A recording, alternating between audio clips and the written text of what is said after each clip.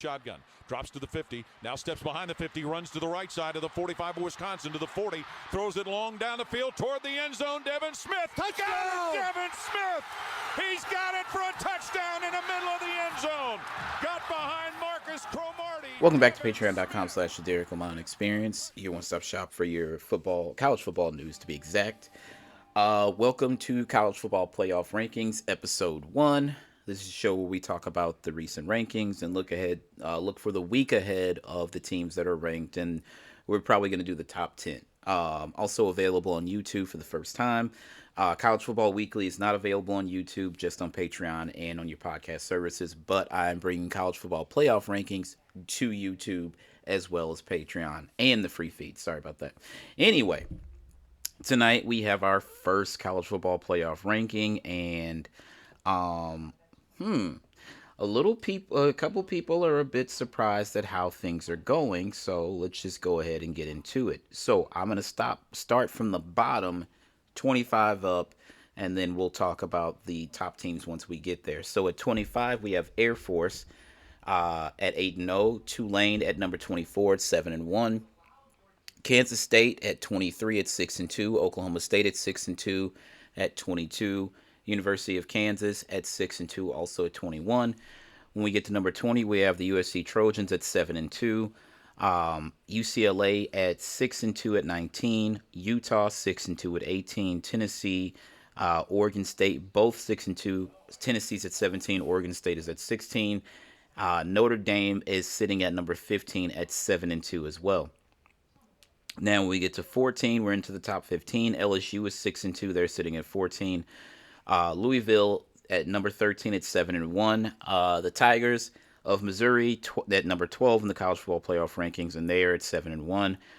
Penn State is at 7-1, and they are number 11. So here we are to the top 10. Okay. So at number 10, the Ole Miss Rebels, 7-1. Number 9, my Oklahoma Sooners. To be completely honest with you, I'm surprised that we even cracked the top 10 as far as the first college football playoff rankings. Considering what happened at Kansas, a lot of people, RJ Young, I saw that he was like, how is Texas? And we're not, well, basically the next two teams will be Alabama at 8 and Texas at 7. He's like, well, how's Alabama ranked ahead of us? How is Texas ranked ahead of us? Well, we beat Texas and Texas beat Alabama, so why are we ranked behind both of them? Well, what did Texas do after we beat them? They got consecutive wins. What did Alabama do after they lost to Texas early in the season? They kept on trucking and got consecutive wins. Yes, we're all sitting at 7-1. The problem with Oklahoma is, and I've had this conversation on College Football Weekly, if you guys remember, 2 years back, the year that Lincoln exited after the Bedlam game, we started the season 9-0. Once we got to the first college football rankings, I think we were about 9, 10, somewhere in the range of 9 to, let's say, 12. I don't remember exactly, but it's around that range. And everybody's like, why are we 9-0, but we're ranked where we are in the college football playoff rankings? And I told them, it's simply this. The committee has not been impressed with our resume this season because the teams that we should be blowing out, we're barely beating them. We barely beat Kansas that year. We struggled against, I think it was Tulsa, or was it, I can't remember. I want to say it was Tulsa. Teams that we should have blown out, we struggled against. Spencer Rattler came out, did not play well. We got down bad to Texas in the Red River rivalry game, and then Caleb Williams had to be inserted to kind of take that game over. We did get the comeback victory. There were a lot of games where we had to come back and win. Teams we should have been blowing out. Not to say we should have blown Texas out. I don't think Oklahoma and Texas should ever blow each other out in the Red River rivalry game. That's why last year's game was so disappointing for me, because we didn't even make it competitive. That's a rivalry game. Those two teams will get up for each other every year. Very seldom, even in the years where Ohio State won multiple games in a row against Michigan, there were sometimes, I think there was a few blowouts, but usually Michigan kept it competitive. Why? Because the competitive fire is there, because you know you hate that team more than you hate any other team that you're going to play. So to RJ, I would say this. We're 7-1, and we're lucky to be 7-1. We should have lost to UCF. We shouldn't, I'm sorry. Kansas, 6-2. They're a good football team. They're now a ranked football team. So let's give them their due. They're ranked in the AP top 25. I don't know if they're also ranked in the coaches poll. So now we have a loss to a ranked opponent. Great. It shouldn't have been like that. It shouldn't have been like that. So that's why we're sitting behind Alabama and Texas. As I stated, Texas at 7-1 at number 8. Texas at 7-1 at number 7. Alabama at 7-1 at number 8. And then we get to the top 6. The first two out, unfortunately, and this is very, very interesting considering the fact that we've all talked about how strong the Pac-12 is this season. The first two out, Washington at 5 and Oregon at 6. Washington obviously beat Oregon head-to-head at home on their field. Oregon's got a pretty impressive resume, as does Washington. But somebody has got to fall back. And this is where we're going to get into this conversation. There's a lot of undefeated teams, but there's only 4 playoff spots. Now, some of these teams are going to eat each other. All right? I'm looking at 2 in the top 4, and let's just go again to it. Number 4 is Florida State. I don't see anybody in the ACC beating them, but the ACC has had a very interesting season. I think the best chance to beat Florida State was probably Clemson. Considering how bad Clemson is right now, keep in mind, had Kate Klubnik held on to that ball and not fumbled, this could be a different situation. Now, Clemson still wouldn't be ranked because they've lost 3 other ball games, but that's a whole other conversation. But Florida State might not be sitting where they are. And at that point, then either Washington, at that point, I think you have to put Washington at 4 because they beat Oregon head-to-head. So the Pac-12 championship game, somebody's going to eliminate the other. We're going to take a look at the standings. After that, we've got Michigan at 3, Georgia at 2, and Ohio State at 1. Now, this is very interesting considering the AP has Georgia at 1, and the coaches poll also has Georgia at 1. I think in those 2 polls, they're giving Georgia grace because they're the 2-time defending national champions. The difference with the college football playoff rankings is this. Nobody has a better resume than the Ohio State Buckeyes this far in the season. We're 8 weeks in. Let's take a look at Ohio State's resume. They went on the road at Notre Dame. Although they only won by 3, they went on the road and beat a ranked opponent. Notre Dame sits at number 9 in the nation right now. They were at home and beat Penn State, who is now the number 7 team in the nation. They have remaining Rutgers, Michigan State, Minnesota, and of course, Thanksgiving weekend, they have the Michigan Wolverines. So when you look at what Ohio State does, 2 wins against 2 top 10 opponents, that's why they're sitting at number 1. So everybody's like, I don't get why Ohio State jumped Georgia. They've got 2 wins against top 10 teams. That's why. So let's take a look at Georgia. What does Georgia's resume look like thus far? Who's Georgia's most impressive win? At the moment, it's number 20 Kentucky. And they definitely handled them 51-13, but that's their most impressive win. Not to say they've blown out basically everybody except for South Carolina. They only beat South Carolina by 10. And I'm sorry, they only beat Auburn by 7 as well. Everybody else they pretty much blew out. But right now, their only ranked win is against the Kentucky Wildcats. Now, this Saturday, they have the Missouri Tigers, and they're at home for that. Mizzou was the only team to really give Georgia trouble last year. I want you guys to think about that. Aside from the fact that they only beat Ohio State by 3 in the national semifinal, the Tigers were the only team that really gave Georgia trouble. 10 years ago, Georgia had a loss to a really good Mizzou football team as well. So I'm not saying that's a trap game. I'm just saying Cody Schrader's leading the SEC in rushing. Brady Cook is one of the best quarterbacks in the SEC. He's a Davey O'Brien finalist. This is going to be a very good game for everybody thinking that Georgia's just going to house Mizzou. I don't see that happening. But for now, if Georgia does beat Mizzou, the rankings could flip next week and Georgia could be number 1 in the college football playoff. But as of right now, Ohio State is number 1, and that's because of their resume. So let's take a look at the other 2 teams in the top 4. Let's look at Michigan. What have they done as of late? They don't have any ranked wins at the moment. Their first ranked opponent will be next Saturday against Penn State at Happy Valley. They've got Purdue at home, 6:30 this Saturday night on NBC. They should win that game. Their first game against a ranked opponent will be next Saturday at Penn State. So Michigan's lucky to be sitting in the position that they're in right now anyway. Sitting at number 3 when you haven't beat anybody that's ranked, I'm just saying they're giving them grace because Michigan has been pretty dominant this season. A lot of questions were what's going to happen with the whole sign stealing scandal that's floating above their head. Was that going to hurt them? I think they said the committee took it into consideration, but it didn't really go that deep into it, and that's why they're sitting at number 3. Now let's go back and look at Florida State's resume. Who does Florida State have as far as wins?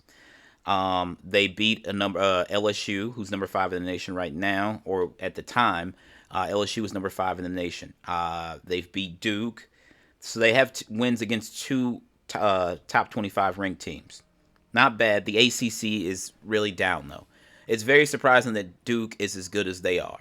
Miami would be a better opponent going forward, except for the idiotic way that they've lost. That Georgia Tech loss is absolutely, unequivocally the dumbest thing I've ever seen.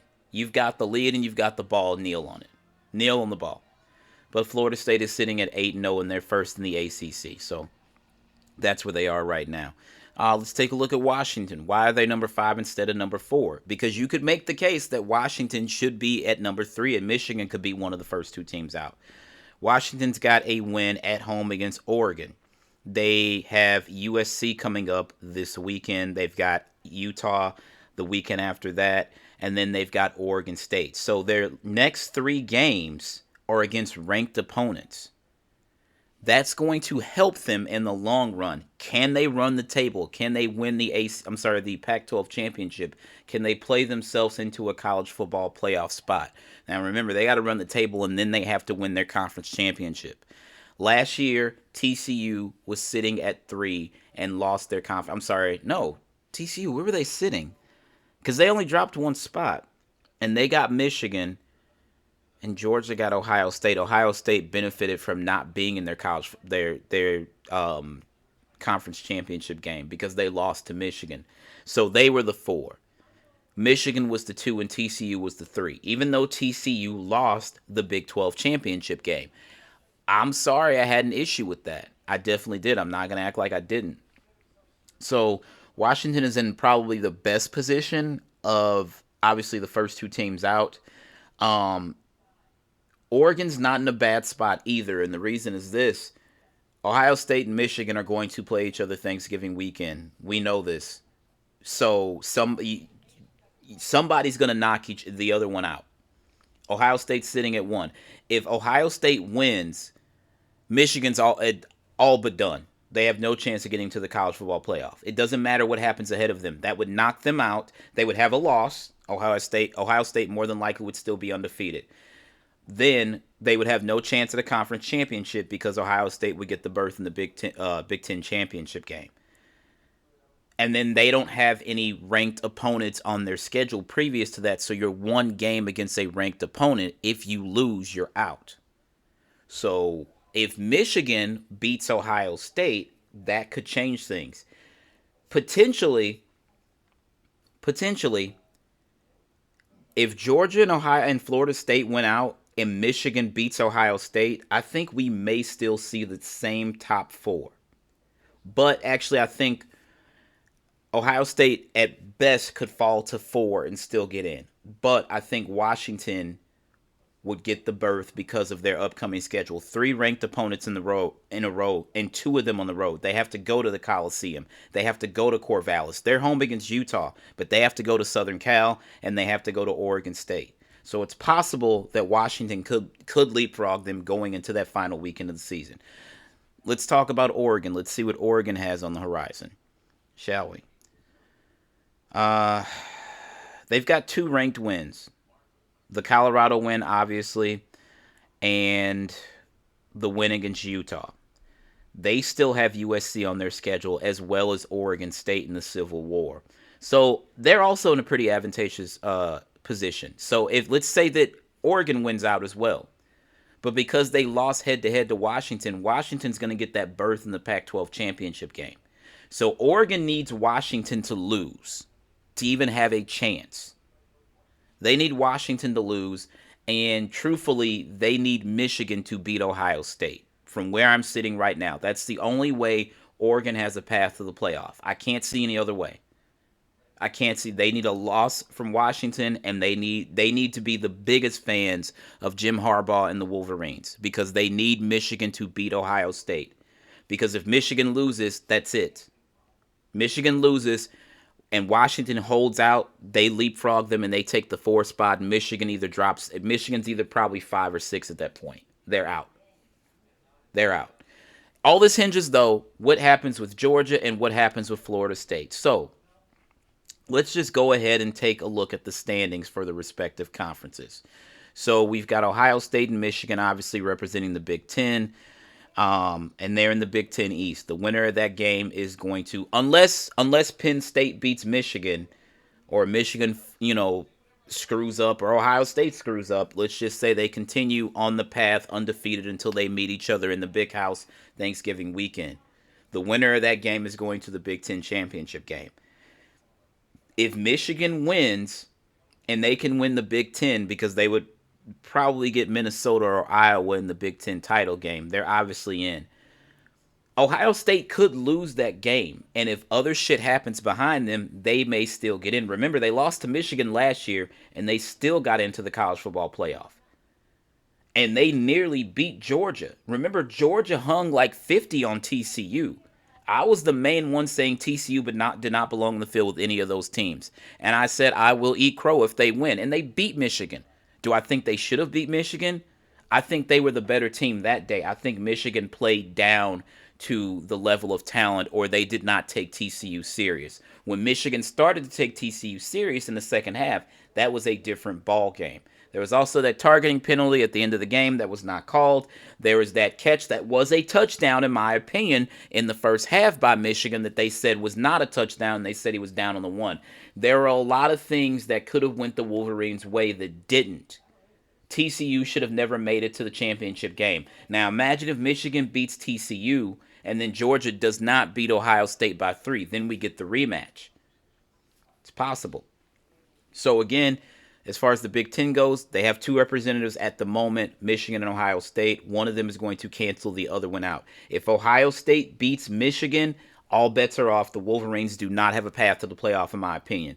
If Michigan wins and Ohio State obviously would not have a chance at a Big Ten championship, they still have wins against ranked opponents. Michigan would only have 1. Ohio State would have 2. Actually, Michigan would have 2, I'm sorry, because they would have to beat Penn State and Ohio State. So they have 2. So that's that. As far as Georgia, again, they've got Missouri Saturday. Right? Don't sleep on the Tigers. Georgia's at home. This is going to be a huge game. Every true son and daughter needs to represent for Tiger Nation. Yeah, I don't know. But the thing about Georgia is, if the SEC title game were played this weekend, instead of them playing Mizzou, they would play Alabama. And Alabama feels like they're on the revenge tour. Of course, this is not the Alabama team that we're used to seeing under Nick Saban, but they're improving every week. So what's the chance? Just hear me out for a second. Georgia points for this season, 182. Points against, 87. Alabama points for this season, 148. Points against, 88. Alabama's defense has only given up 1 point more than Georgia's has. Think about that.